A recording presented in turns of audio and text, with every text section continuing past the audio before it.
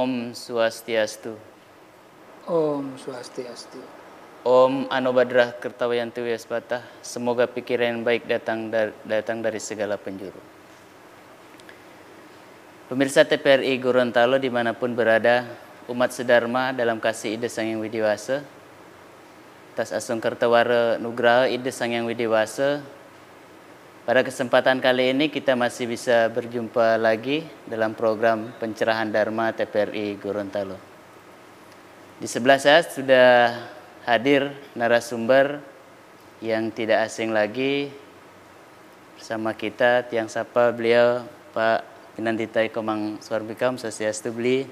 Om Swastiastu doaji ngiring. Dan adik-adik Prada Provinsi Gorontalo, Om Swastiastu. Sebelum kita memulai perbincangan kita pada tema yang hari ini cukup menarik, yakni keagungan Dharma, kita akan dengarkan terlebih dahulu pembacaan sloka Bhagavad Gita oleh adik-adik Prada Provinsi Gorontalo.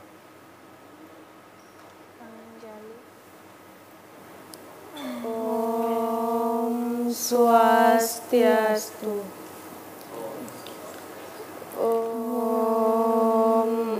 Atas Sri Gita Mahatmya.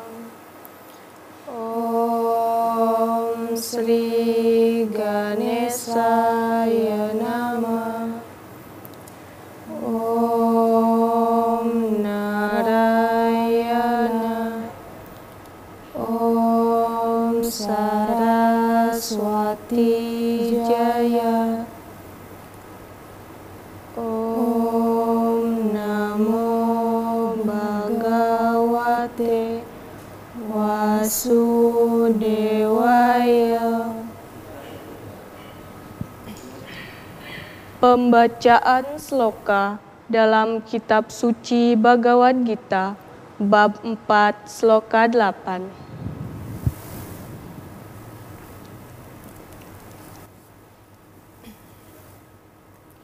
Apariyatrana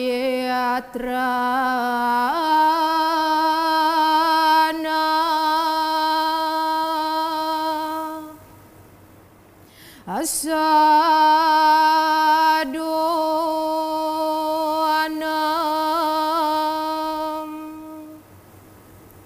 awiyana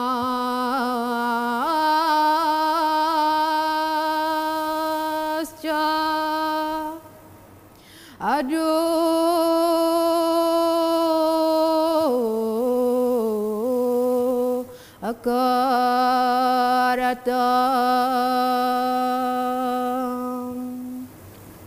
adaramasa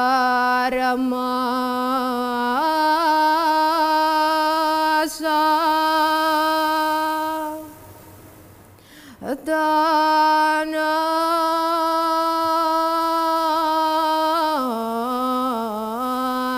ataya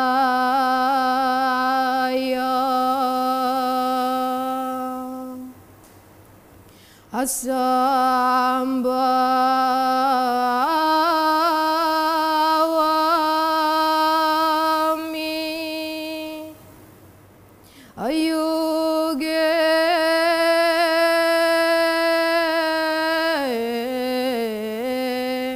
ayuage.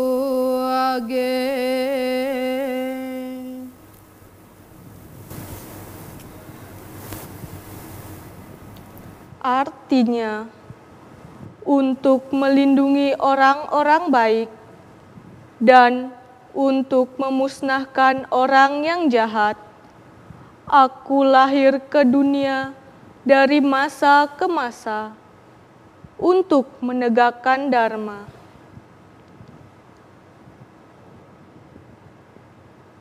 Itu tadi pembacaan sloka oleh adik-adik Prada Provinsi Gorontalo. Pemirsa TPRI Gorontalo dimanapun berada, umat sedharma dalam kasih Ida Sang Hyang Widiwasa, kita akan memulai perbincangan kita bersama narasumber kita Pak Mangku. Pak Mangku, kalau kita melihat fenomena dan sebagainya tentang keagungan Dharma itu kan dalam ajaran Hindu bagaimana sebetulnya kita memaknai keagungan Dharma ini, Pak Mangka? Baik, terima kasih. Sebelumnya, Om Swastiastu. Om Swastiastu. Hasta Sasongkerto Warunugraha Desang Yang Widewasa, kita sekalian bisa melaksanakan kegiatan kita pada pagi hari ini. Pemirsa Gorontalo yang budiman, umat sedharma yang berbahagia, tak henti-hentinya kita juga memanjatkan puja dan puji syukur kepada kehadiran Ida Sang Yang Widewasa, karena berkat dan rahmat beliaulah kita dapat bertemu kembali. Pada kesempatan kali ini kami membawakan pencerahan Dharma dengan mengambil judul Keagungan Dharma. Seperti yang ditanyakan oleh Pak Dewa tadi, apa sih makna dari keagungan Dharma? Nah, sebelum kita mengambil maknanya, marilah kita sedikit ulas. Mengapa keagungan Dharma saat sekarang ini perlu kita ketengahkan dalam pencerahan Dharma ini? Keagungan adalah sebuah, dalam arti kemegahan atau hal yang utama. Dan Dharma itu adalah perbuatan kebenaran, kebaikan. Ya. Jadi keagungan Dharma adalah seberapa besar sih Dharma ini bermanfaat bagi kita dalam kehidupan kita sehari-hari. Jadi dengan melihat situasi keadaan saat sekarang ini yang sering kita saksikan di media sosial, di kehidupan sehari-hari, di media televisi, begitu banyak sikap, tingkah, pola laku umat sedharma, manusia pada umumnya sudah jauh dari apa yang seharusnya kita laksanakan berdasarkan dari petunjuk Dharma itu sendiri. Seperti sloka tadi yang kita dengarkan bersama, bahwa kehadiran beliau Sang Awatara Wisnu menjelma berkali-kali ke dunia dalam situasi keadaan pada zaman Kali Yuga ini untuk menegakkan Dharma. Nah, kita selaku umat beragama sudah sewajar dan sepatutnya wajib sikapnya kita untuk selalu menegakkan kebenaran atau Dharma itu sendiri. Nah, karena manfaat keagungan, kebesaran perbuatan kebenaran atau kebaikan ini bagi kita dalam menjalani kehidupan ini. Karena dalam menapaki kehidupan kita ini kan ini adalah sebuah tanggung jawab, tugas. Badan ini hanya sekedar saja untuk melaksanakan kewajiban kita. Artinya dalam masa kesempatan kehidupan kita kali ini, di zaman Kali apalagi, itu sangat butuh sekali Dharma harus ditegakkan. Nah, dengan memahami apa sih manfaat Dharma, melaksanakan kebenaran itu, kebaikan itu, jadi kita dapat melaksanakan kehidupan ini dengan keinginan, dengan jalan yang baik dan benar. Apapun yang kita inginkan, kalau dasarnya dengan Dharma, jelas buahnya pun akan kita nikmati kebaikan itu juga. Tetapi karena kepercayaan kita salah satunya adalah karma dan punarbawa, itu sangat berkaitan. Nah, dharmaning paraning utama misalnya. Jadi kita selaku umat manusia atau umat yang beragama itu harus mengutamakan Dharma dalam melaksanakan sesuatu hal dalam kehidupan kita sehari-hari. Entah itu nanti di rumah, ya, di kampus, di sekolah, ketika ada hajatan keumatan. Awalnya contohnya apa? Misalnya Om Swastiastu. Itu artinya kita saling mendoakan agar kita selalu dalam keadaan baik, selamat, rahayu itu. Nah, artinya adik-adik memaknai, memahami dari isi kitab suci tadi itu, sadar betul bahwa Dharma itu harus benar-benar kita tegakkan, kita laksanakan. Bukan hanya sekedar kita membacanya melalui kitab suci, tapi bagaimana implementasi kita dalam kehidupan kita sehari-hari.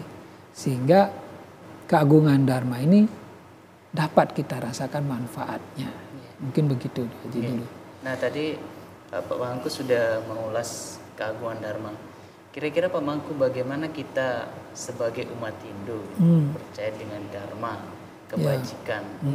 Kan kalau kita melihat Dharma dalam kehidupan kita ya sebetulnya misalnya ada dua gitu kan, Dharma negara, Dharma agama gitu. Nah dari Dharma agama sendiri bagaimana itu Pak Mangku?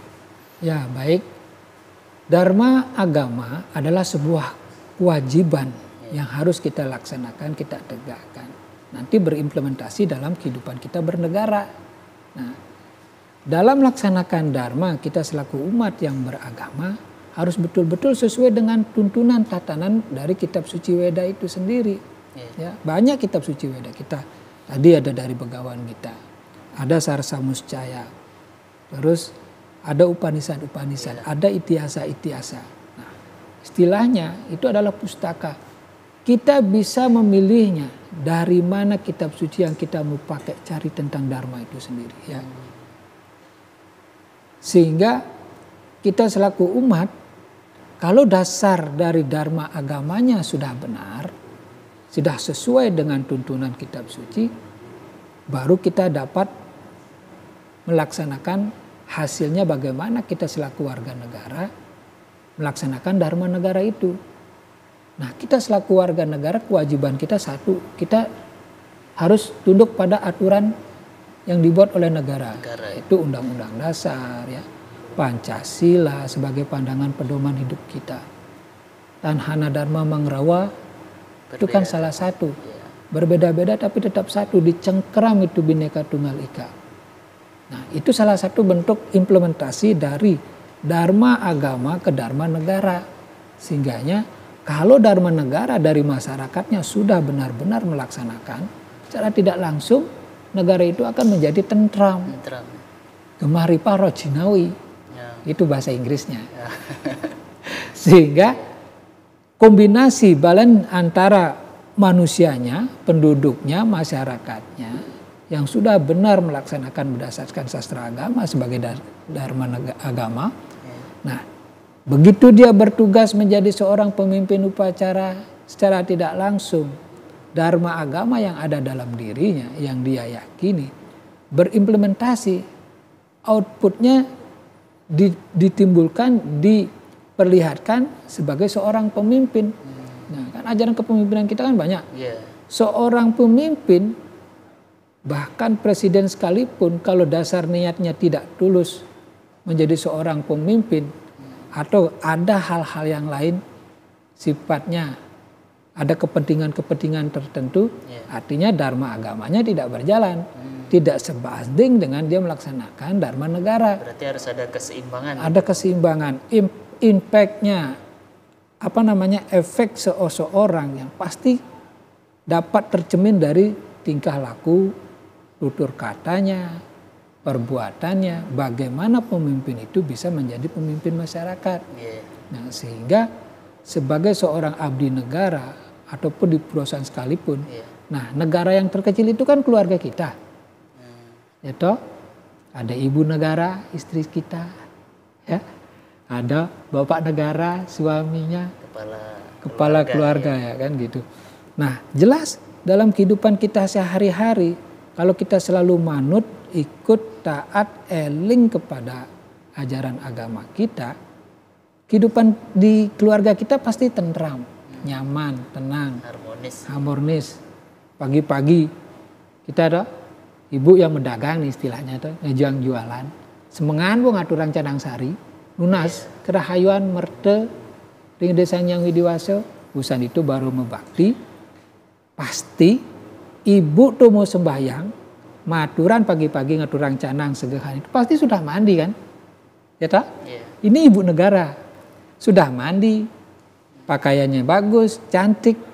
Suami mana yang tidak senang kalau abdi negaranya seperti itu, melaksanakan dharmanya selaku dharma agama, implementasinya ya sebagai ibu rumah tangga, ya cerahlah rumah itu. Itu hanya sebagian kecil aja gitu kan. Untuk penerapan bagaimana sih keagungan dharma ini kita dapat manfaatkan, dapat tersentuh dalam hati.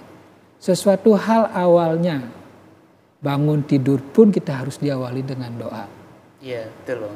Begitu juga kita mau tidur, biar besok kita bangun. Kalau nggak bangun gimana? Makanya itulah keagungan Dharma, kebesaran, keutamaan kita melaksanakan Dharma itu untuk diri kita dululah. Agar Dharma agama ini benar-benar kita resapi, kita yakini, kita pahami dan tahu maknanya apa, sehingga kitab suci mengarahkan kamu seharusnya ke sini. Oh, ada perbuatan begini-begini, ada di media, di televisi, seorang aparat hukum, penegak hukum, korupsi misalnya ya, membunuh misalnya, memperkosa. Mungkin menjadi pertanyaan kita bersama, kenapa hal tersebut bisa terjadi? Apakah mereka ini tidak mengerti atau tidak paham tentang Dharma atau keagungan Dharma itu? Seandainya beliau-beliau ini paham, ngerti mana yang baik, mana yang buruk, yang mana yang tidak boleh dilaksanakan, yang mana boleh dilaksanakan berdasarkan agama, mungkin hal-hal amoral itu tidak terjadi. Gitu loh. Itulah Pak. Jadi Dharma agama dengan Dharma negara itu harus seimbang dan balance. Sehingganya kita selaku manusia bisa dengan tulus ikhlas mengabdi kepada yang kuasa. Itu kan salah satu bentuk yadnya juga. Gitu loh. Yadnya yang tulus ikhlas dalam pengabdian beragama dan bernegara. Iya.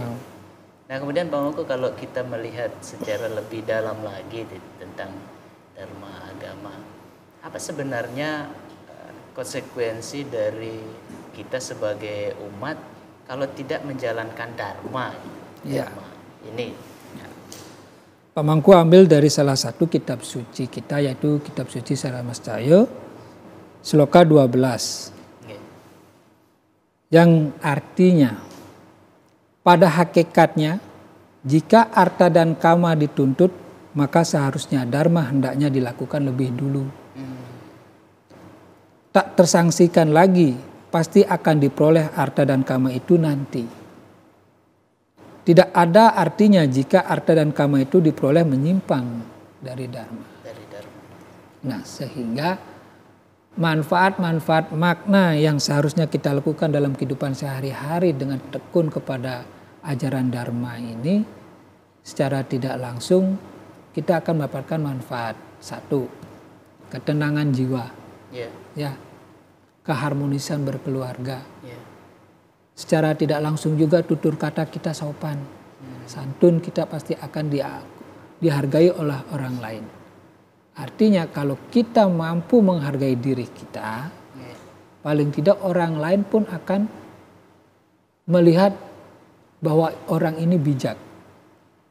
Nah, dalam sloka tadi keterkaitan dengan pertanyaan Dewa Aji itu, suatu apapun itu kalau kita awali dengan Dharma atau dalam kurung doa, puja mantra, sering Pak Mangku sampaikan, ketika umat sedharma mau pergi ke kampus kah, ke tempat kerja kah, atau pergi yang jauh, awali dulu berdoa sebelum kita starter motor atau ngontak mobil biar hidup kan gitu. Nah, istri yang baik pun pasti mengingatkan. Beliau tahu suaminya mau pergi jauh, pasti mobil itu atau motor itu dibantenin, dipacarai. Maksudnya biar motor ini benar-benar menghantarkan sampai pada tujuan dan balik dengan selamat.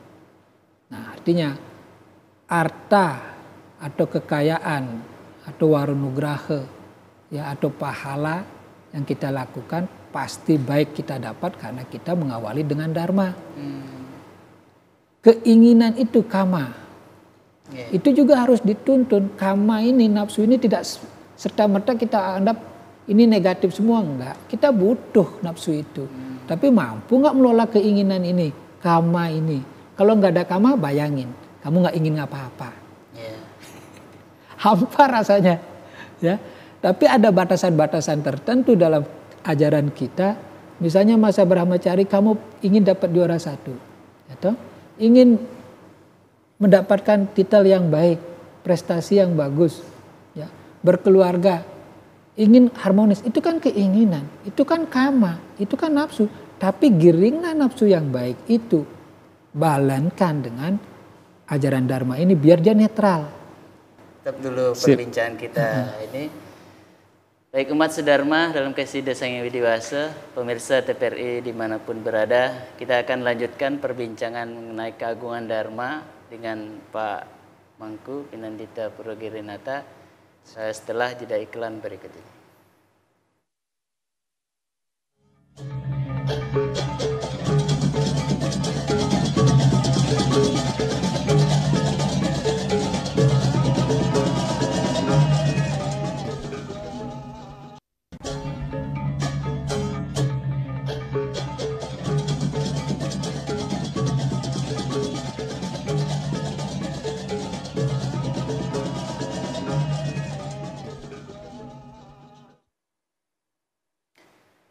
Pemirsa TVRI dimanapun berada, umat sedharma dalam kasih Ida Sang Hyang Widi Wasa, kita lanjutkan perbincangan kita mengenai keagungan Dharma. Pak Mangku tadi sudah mengulas lebih dalam tentang Pak Mangku kutip dari kitab Sarasa Musaya, Pak Mangku. Nah, ada yang menarik buat saya adalah tentang arta kama, itu kan yang harus didasari dengan Dharma. Manakala arta dan kama ini dipenuhi dengan adharma, pasti ada konsekuensi-konsekuensi tersendiri. Nah selanjutnya bagaimana kita mengelola arta ini di jalan dharma, Pak Mangku? Terima kasih. Nah, pertanyaan yang sangat menarik berdasarkan dari Sloka Sarasa Muscaya yang 12 itu tentang keagungan dharma. Bagaimana sih kita mengelola harta kita dengan baik. Nah, bila sesuatu hal kita awali dengan doa, apapun yang akan kita lakukan pasti akan baik kita dapat, walaupun tidak sekarang. Nanti katanya. Nah, di situ ada kesabaran, ada sebuah hasil yang kita tunggu. Dalam Bhagavad Gita juga dijelaskan, niatkan dulu, kamu bekerja dengan tulus ikhlas, nantilah hasilnya yang kuasa yang atur. Nah, dari sloka-sloka tersebut kita diarahkan bagaimana mendapatkan arta yang suci, yang sukle, yang penuh memang betul dari Warnugraha Ida Sang Hyang Widi Wasa. Dasarnya yatnya ikhlas, tulus, lascarya gitu. Nah, ketika kita membantu orang, kita berharap juga ingin dibantu oleh orang lain karena kita adalah makhluk sosial. Nah, bila mana kita bekerja dengan baik, dengan tekun, jelas pimpinan kita di sebuah perusahaan atau di pemerintahan melihat kinerja, dedikasi kerja kita. Oh, ini orang benar-benar tulus nih kerjanya nih. Dia sesuai dengan tupoksinya. Dia melaksanakan tugas-tugasnya. Sehingga pimpinan pun akan mengerti. Ya. Nah, jelas setiap perusahaan mungkin berbeda caranya bagaimana menghargai sebuah dedikasi kerja seorang karyawan. Gitu. Nah, itu dasarnya pasti tulus. Dengan yakin manfaat dari dharma yang dia rasakan. Nah, agama apapun itu mengajarkan kepada umat manusia ketulusan, keikhlasan akan berimplementasi dari hasil-hasil perbuatan yang dia laksanakan, yang dia laksanakan. Nah, untuk mendapatkan harta yang baik ini jangan lupa juga kita sucikan. Caranya gimana? Ya purnamo tilem sesuai dengan kemampuan, yang ngiring maturan ajengan, ya ngiring bari kita sama-sama berdana punya ya. Dipuniakan, sucikan, karena dari sekian banyak yang kita miliki, harta kita itu tidak sepenuhnya kita semua memilikinya. Dalam Sarasa Muscaya itu juga dijelaskan. Sekian bagian dari harta yang kita miliki adalah milik orang lain. Artinya berbagilah. Itu kan bagus, baik. Jangan mandang siapapun dia. Toh? Entah langsung dengan uang langsung atau dengan beras, dengan yang lainnya. Dalam proses kita melaksanakan panceyatnya, misalnya dewoyatnya, odalan, apa yang tidak kita aturkan? Pertama energi, tenaga, pikiran, materi, semuanya kehadiran. Jadilah sebuah hajatan. Odalan, medal hadir untuk menyambut kehadiran yang kuasa dalam odalan tersebut. Jelaslah. Ada tari rejang dewo, ada tari rejang sari, ada bunyi gamelan, ada puja mantra, bunga, dupa, aturan, begitu wangi dan semerbaknya. Orang bijak menyampaikan sebuah odalan itu seperti kita berpesta dengan yang kuasa. Itu kata lainnya. Tapi kenyataannya benar. Itu adalah sebuah pesta. Kita sambut yang kuasa dalam kehadirannya. Dalam bentuk doa-doa, puja-puja, tari-tarian sakral. Kan itu. Itu cara menyucikan harta kita. Secara tidak langsung. Secara kemanusiaan, apa? Dalam bentuk lebih realitasnya dalam kehidupan kita. Salah satu misalnya donor darah, kan gitu. Ada bencana, mari kita sisihkan sumbangan gitu. Itu salah satu cara bagaimana Dharma berperan dalam kita mengelola harta kita ya. Tapi jangan lupa juga nabung. Oh iya. Sesuatu hal sifatnya yang berlebihan, terlalu baik nih kita nih. Punya 100.000, ke 100.000 kita sumbangkan. Dan mikirlah besok tuh buat apa. Nah itu kan sesuatu hal yang tidak seimbang. Gitu. Dari 100.000 yang paling tidak 5.000 dengan nominal sekarang kan cukup bisa membantu seorang untuk beli nasi kuning. Pengusaha nasi kuning, penjual nasi kuning pun laku, berjalan kan gitu. Nah sehingga harta yang betul kita dapatkan walaupun 100% kita yang kerja, ya kerja di bank atau di mana, di pertanian misalnya. Apalagi kita orang agraris begini. Bapak kita di kampung bertani, berkebun. 3 bulan dia menunggu hasilnya itu gimana? Nah barengilah dengan prosesi-prosesi acara keagamaan. Bagaimana petani-petani kini bersyukur kepada Dewa Sri. Dengan odalan di Pura Ulun Suwi namanya. Ada ritual-ritual ada ritualnya, adatnya begitu. Sehingga hasil yang diharapkan, merte atau harta yang didapat itu baik sifatnya, sukla sifatnya. Artinya satwik yang didapatkan, satwike. Kan satwike apalagi itu? Apa namanya itu tiga ini nih? Rajas, tamas, satwik yang utama. Terus bagaimana mencari harta yang utama? Jelas diawali dengan hal-hal yang bersifat baik atau dharma itu sendiri. Nah, begitulah caranya kita mencari harta. Sehingganya apapun yang kita beli, apapun yang kita konsumsi dari hasil jerih payah yang baik dan benar akan berimplementasi efeknya ke badan kita, kehidupan kita, ke keluarga kita.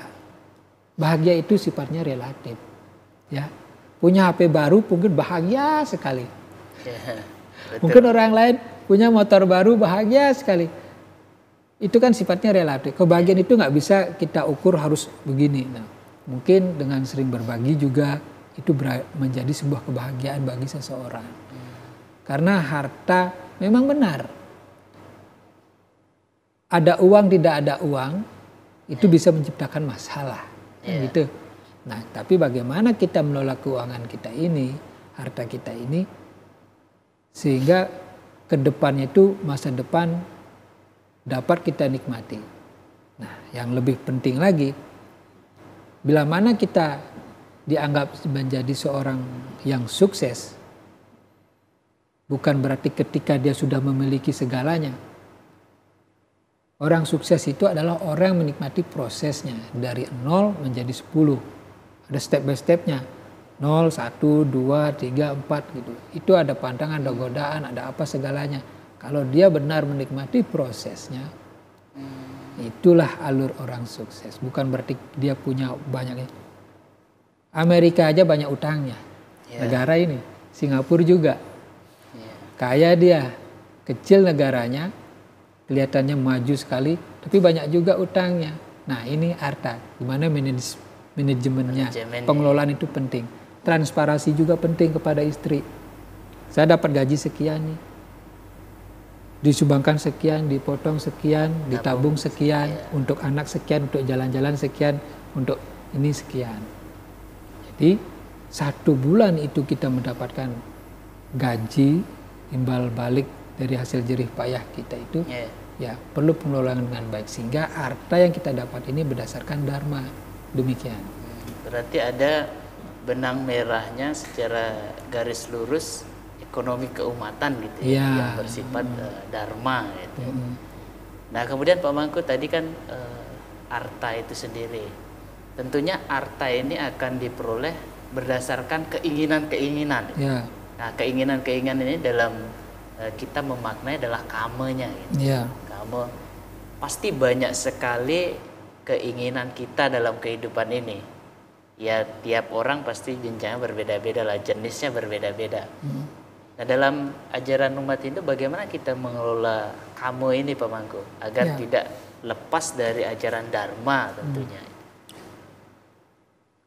Baik, kama atau keinginan atau nafsu ini memang perlu kita kendalikan. Nah, yang menetralisir itu adalah dharma itu sendiri, perbuatan-perbuatan baik, tingkah laku apa ya. Nah sehingga keinginan kita ini tidak menjadi keluar jalur. Istilah dalam agama kita itu loba, momo, rakus, ingin menang sendiri gitu loh. Kita memang dibekali secara naluriah, secara jasmani dan rohani kita keinginan itu. Nah, macam tadi Pak Mangku sampaikan, nggak bisa kita bayangkan kalau kita nggak punya keinginan. Artinya sah-sah saja, boleh-boleh saja dalam agama kita memiliki keinginan ini, itu. Karena itu pemicu. Nah, bak seperti subuh mau meledak ini kalau nggak disundut atau nggak disulut, nggak mungkin jadi. Tapi ledakannya ini harus bagaimana? Ya, simponinya bagaimanakah? Harus mendapat yang bagaimana? Jadi memang keinginan kita perlu di-manage sehingga tidak kebablasan. Di situ ada sabar. Seperti Sloka Sarasamuscaya 12 tadi. Keinginan ya hasilnya nanti. Jangan biasakan untuk berbuat sesuatu hasilnya sekarang juga. Di karma juga ada. Ya. Karena menikmati itu lebih penting kalau kamu betul-betul bisa menghargai dari kata nikmat itu. Nah, keinginan ini perlu dikelola. Di situ ada ego, perlu dikelola biar tidak kebablasan tadi. Nah, sabar ini berperan. Wah, belum cukup nih uangnya, gimana mah ya? Nanti aja ya, 1 bulan aja. Itu perlu koordinasi yang matang biar dalam kehidupan keluarga kita ini harmonis. Jangan mau menang sendiri. Ah, itu nggak mampu dia mengelola keinginan. Nah, keinginan ini keroda, marah akan timbul bila mana tidak mampu mengelola keinginan kama ini. Arta dharma kama moksa. Moksa itu bahagia. Ya, kama itu keinginan, arta itu yang menjadi memuaskan. Arta dharma kama moksa itu saling berkaitan. Kalau kita sudah paham akan hal tersebut, keinginan difilter dengan dharma, harta difilter dengan dharma, sehingga keinginan ini bisa kita dijangkalah biar keinginan itu tidak kebablasan. Artinya keinginan perlu di-manage. Nggih Pak Mangku, kita tetap dulu pembahasan kita, bincang-bincang kita. Baik umat sedharma, pemirsa TPRI dimanapun berada, jangan kemana-mana, kita akan kembali berbincang tentang tema keagungan Dharma selepas pesan-pesan berikut ini.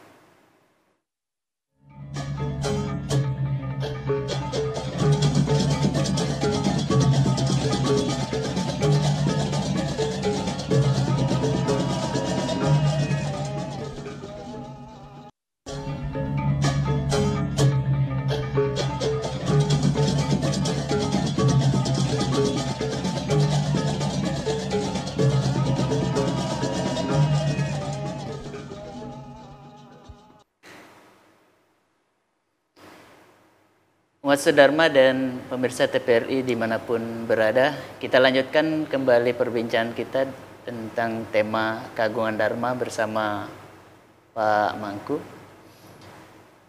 Mungkin dari adik-adik Perada ada yang mau ditanyakan kepada Pak Mangku tentang keagungan Dharma ini. Dipersilakan. Sebelumnya Om Swastiastu, Pak. Om Swastiastu, ya.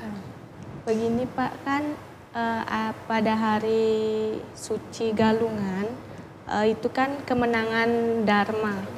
Di sini banyak orang yang merayakannya itu dengan seperti minum-minuman keras dan mabuk-mabukan. Nah di sini bagaimana kaitannya dengan Dharma, Pak? Oh ya, baik, terima kasih. Nah, pertanyaannya benar. Hari Raya Galungan itu adalah kita merayakan kemenangan Dharma. Nah, itu kuncinya, kemenangan. Kenapa banyak umat kita merayakan sebuah hari raya itu yang berlebihan sifatnya sampai mabuk-mabukan? Ya, itu benar kan? Itu. Jelas dalam ajaran agama itu tidak dibenarkan. Yeah. Nah, karena situasional, kondisi, keadaan Hari Raya Galungan ini kan datang setiap 6 bulan sekali. Sehingga berkumpullah sanak saudara kita. Nah, namanya muda-mudi, pemuda, hal yang seperti itu yang perlu diarahkan. Seharusnya bagaimana kita merayakan Hari Raya Galungan ini. Itu fenomena yang hampir setiap 6 bulan itu terjadi di mana-mana. Yeah. Nah, ada yang salah dengan hal tersebut, jelas. Ya. Seharusnya kita itu selesai ibadah, sembahyang, Hari Raya Galungan, kita datang sungkeman atau maturan ke rumah orang tua kita. Simokrama. Ya. Ke Merajaan dulu, habis sembahyang di rumah atau di pura, wajib aja hukumnya kita masih mekrama. Datang dulu ke Merajaan, maturan, ke Rong Telu. Itu sebenarnya siklusnya. Ya. Nah habis itu baru kita memaaf-maafan, ya, saling mendoakan, gitu. Sehingga pelaksanaan Hari Raya Galungan ini yang persiapannya begitu panjang, 25 hari sebelum Galungan itu kita sudah dipersiapkan. Apa yang harus kita lakukan, kan gitu. Nah sifat, sikap itu kita dinetralisir dengan perayaan-perayaan rentetan dari Hari Raya Galungan itu. Dari penyekebannya nanti penampahannya yang lalu kan kita sudah ulas tuh. Nah dari tumpek apa itu ya, tumpek otonan ini tumbuh-tumbuhan, tumpek ngatang. Nah dari sana sama juga kita siap tidak. Nah orang-orang yang merayakan yang berlebihan itu berarti dia belum paham, belum mengerti, taunya hura-hura, gitu. Sebenarnya hal tersebut tidak diperkenankan sama sekali. Jadi Dharma itu tidak berperan, malah adharma yang dia perankan. Kenapa bisa Pak? Ini zaman kali deh. Pintar-pintarlah kita mengelola diri. Mengintrospeksi diri, mengendalikan hawa nafsu. Ya, sehingga makna hari Raya Galungan itu tidak lari. Tidak lepas yang seharusnya. Bayangin setiap 6 bulan kita melaksanakan hari raya tersebut. Artinya setiap hadirnya Hari Raya Galungan seharusnya dharma yang kita lakukan itu lebih meningkat sesuai dengan jenjang umur kita yang terus bertambah. Jadilah kita lebih dewasa. Berarti Pak Mangku lebih, kalau demikian sifat-sifat adharma itu keinginan kamunya berarti yang lebih menonjol dominan. Itu, lebih benar. Dominan. Makanya dengan hadirnya dharma ini, keagungan dharma ini, hal-hal sifat adharma yang tidak baik ini kita kurangi begitu. Sehingga dharma ini betul-betul dapat kita perankan. Yeah. Tapi kenyataannya sebaliknya Pak, macam Hari Raya Galungan tadi gimana? Yeah. Jadi mereka ini masih butuh banyak pembinaan, betul. Masih banyak butuh pendidikan, arahan-arahan tentang kebaikan atau dharma dan kebenaran ini. Sehingga generasi kita tuh betul-betul paham apa yang seharusnya saya perbuat. Boleh nggak? Boleh. Siapa nggak boleh? Silahkan merayakannya. Tapi jangan berlebihan yang merugikan. Jelas toh? Iya. Minuman itu kan mahal. Walaupun kita beli bareng-bareng. Ya. Bayangin di media sosial. Di platform-platform itu. Dengan happy-nya mereka itu mengupload hal-hal yang seperti itu. Tanpa melihat gimana pandangan orang yang melihat. Ya. Wajar yang kita lihat dengan media sosial sekarang memberikan informasi yang begitu terbuka. Tapi kita mampu tidak untuk menyaringnya. Yeah. Kan gitu, memilahnya. Walaupun itu pun keluarga kita, teman kita, yang paling sing komen, selamat galungan Gus, mugi rahayu. Yeah. Benjang-benjangan malih mawanin ada keperluan lain, pangten pocol kuliahe. Nah, itu kan misalnya. Pulang kita tuh dalam hari raya itu pasti kerinduan tuh sangat tinggi kepada orang tua, pada sanak saudara. Ya, artinya ada level-level tertentu tuh bukannya tidak boleh. Ya, di situ keinginan yang Pak Dewo tanyakan, berperan sangat penting. Hawa nafsu itu kan dharma ini menang ceritanya, melawan adharma. Tapi zaman kali kok adharma yang ini tantangannya cukup berat.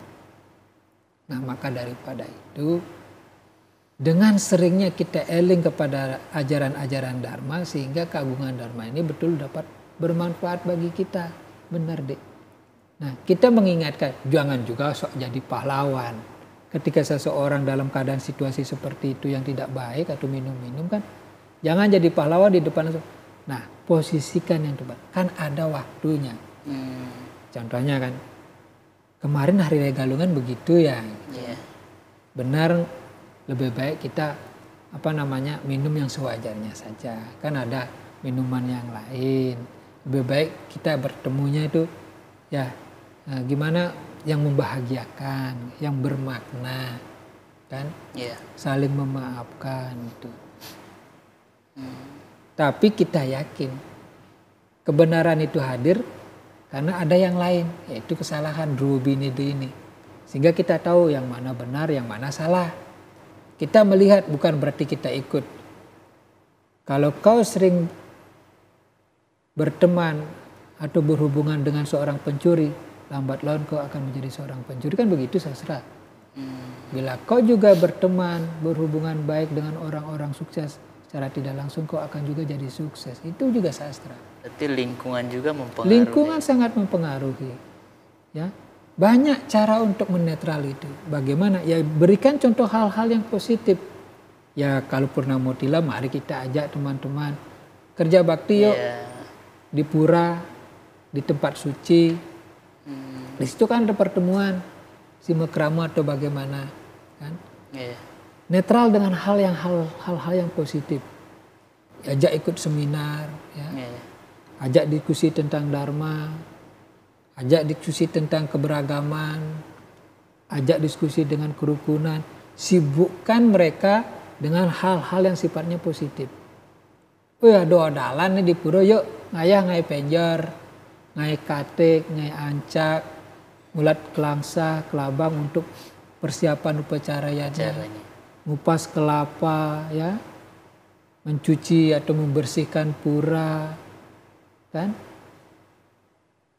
Itu akan membantu mereka sadar, oh ternyata manfaatnya lebih baik kita begini buang-buang uang kita ini minum-minum bang. Bukan juga kita melupakan teman atau kerabat, tidak. Tapi ada cara-cara yang lain. Sehingga setiap hadirnya Hari Raya Galungan kemenangan Dharma ini bermanfaat Dharma itu. Ya, ya kita nggak bisa melarang karena mereka punya uang. Tapi kan kita bisa memberikan contoh-contoh yang baik. Nah, tidak seperti makan rica, pidis sekarang juga. Tapi kan itu butuh proses. Ya. Akhirnya dia akan sadar. Kita berikan contoh, dulunya dia seorang begini, sekarang sudah berubah. Sukses.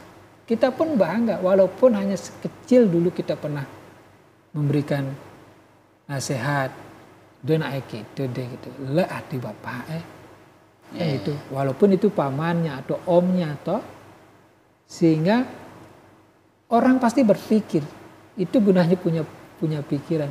Istilahnya mekena, bengong dia memikirkan benar pusing kan gitu. Benar atau tidak itu dia. Terus gimana Pak kalau pacar saya begitu? Ya kamu sebagai pacarnya, temannya arahkan. Kalau kamu begini terus, kamu mau jadi apa? Ini agama sudah melarangnya. Ya, cari hiburan silakan. Hiburan ini kan banyak. Lebih baik kita jalan-jalan yuk. Kemana gitu yang sifatnya bermanfaat, refresh otak kita, seger gitu. Yang bermanfaat juga bagi tubuh kita gitu. Sehingga galungan ini benar-benar kita laksanakan dengan baik dan mendapatkan makna. Sehingga Dharma itu berperan betul. Memang tugas kita, yang memerangi siapa? Ya kita sendiri, karena berada dalam diri kita. Nafsu, hawa nafsu itu, kama itu. Sehingga diri ini betul-betul menjadi bijak. Dan mampu membedakan mana seharusnya yang harus kita laksanakan. Ya, cara menghormati orang banyak kok. Ya, karena kita jadi orang bijak, paham akan Dharma, secara tidak langsung orang itu pun tidak akan semena-mena kepada kita. Oh ini orang baik, janganlah digituin, gitu kan. Dia juga orangnya sering membantu orang, janganlah dihianati atau gimana kan gitu. Itu manfaat Dharma banyak sekali. Mungkin begitu deh ya, bisa ya. Nah kalau ini Pak Mangku kan tadi keinginan itu kan, pasti di dalam keinginan itu ada satu kebutuhan. Iya tuh Pak Mangku tuh. Jadi tidak semua keinginan ini kita bisa atau kamu ini kita bisa penuhi, tapi kebutuhan wajib kita penuhi sebagai umat gitu. Iya. Nah terkadang orang tidak bisa membedakan mana sih sebenarnya kebutuhannya, mana kamunya, keinginannya gitu. Nah sebagai umat Hindu, bagaimana kita menjadikan ini sebagai introspeksi, filternya Pak Mangku? Gimana sebenarnya itu? Ya. Di situ berperan komunikasi. Ya. Sering-seringlah berkomunikasi dengan diri kita. Ya. Dengan cara memilah-milah, dengan tuntunan sloka-sloka kitab suci. Bukan berarti kita bengong. Tapi olahlah pikiran ini, mana kaike, mana cike, wacike itu ya. Dari mana yang pemikiran atau hati yang benar, suci, bersih, secara tidak langsung kita pun mampu mengucapkan wacike dengan baik. Nah habis itu tindakan, perbuatan, kaike itu juga akan menjadi baik. Nah maka kama ini, keinginan ini harus betul-betul mampu kita kendalikan. Kan ada prosesi-prosesi upacara tertentu tentang manusia. Ini kan manusianya. Manusianya ini hadir, tujuannya itu untuk menyeimbangkan kamanya, keinginannya itu. Dengan sering kita mendengar nasihat wejangan dharma wacana ya, dharma tulo, seharusnya bagaimana kita melihatnya yang benar. Kan gitu. Kebutuhan memang betul harus kita isi. Penuhi. Tapi atur kebutuhan itu. Sehingganya tidak kebablasan macam tadi. Kan gitu. Silakan. Ada batas-batas tertentu dalam ajaran kita yang dapat menggiring kita, menuntun kita dalam menjalani kehidupan ini. Itu kan tugas agama. Tujuan dan fungsinya agar kehidupan manusia ini benar sesuai pada jalan Dharma gitu. Sehingga kama ini dan kebutuhan memang beriringan. Tapi kita butuh mengatur. Sehingga tidak timpang sebelah. Artinya kebutuhan harus seimbang. Keinginan yang perlu diatur. Sehingga kebutuhan itu belum sampai minggu depan lah, tahun depan lah. Atau gimana. Berarti ada keselarasan. Ya keselarasan di situ ada sabar. Ya, ketenangan.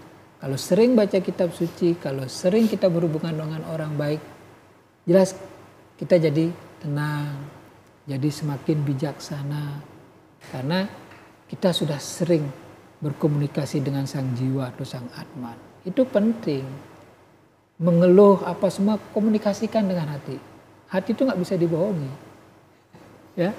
Nggih, Pak Mangku. Ya. Terakhir kesimpulan apa yang bisa ditarik Pak Mangku dari perbincangan kita tentang keagungan Dharma ini? Ya.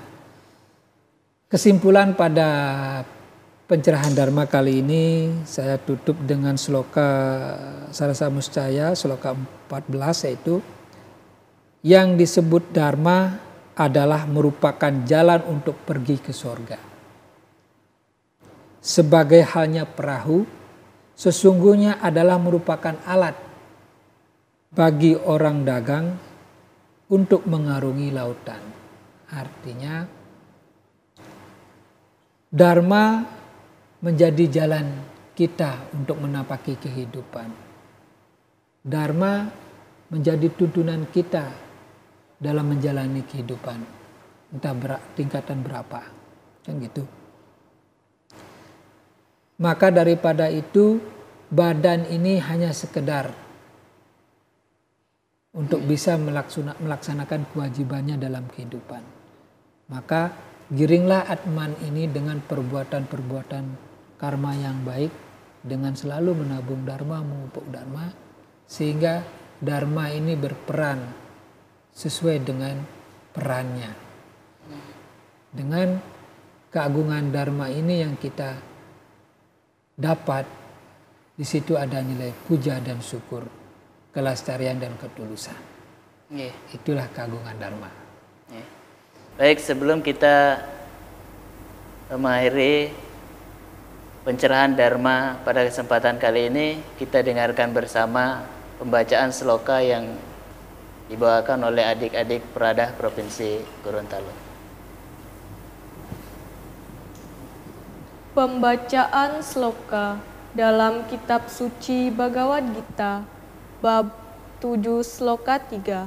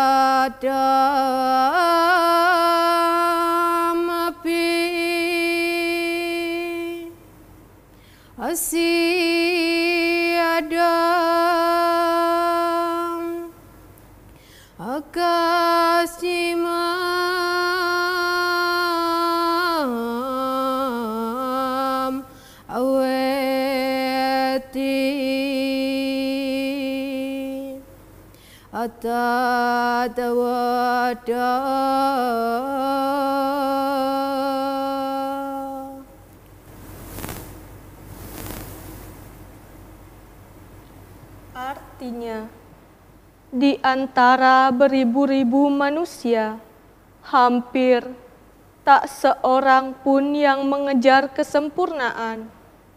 Dan di antara mereka yang berhasil, hampir tak seorang yang mengenal aku dalam kebenaran.